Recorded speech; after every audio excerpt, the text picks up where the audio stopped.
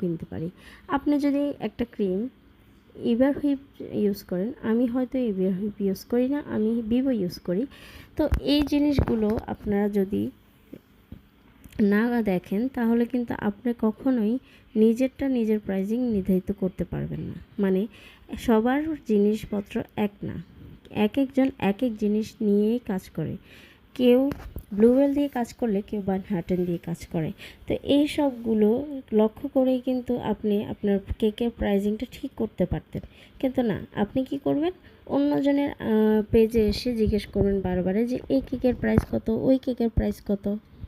মাঝে মধ্যে হয়রান হয়ে যায় আপনাদের এইসব রং তামাশা দেখে দেখে।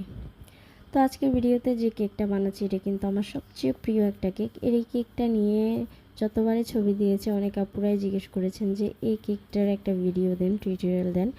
আমি আসলে এই কেকটা যে ভিডিও করেছি আমার সেটাই মনে নেই, কিন্তু গ্যালারিতে ঘাঁটতে ঘাঁটতে দেখলাম যে এই কেকটার ভিডিও করা আছে, তো ভাবলাম যে আজকে এটা দেওয়া যাক। এই কেকটা কিন্তু এখন না, প্রায় মনে হয় আজ থেকে 4-5 মাস আগের একটা কেক, কিন্তু আমার খুবই প্রিয়।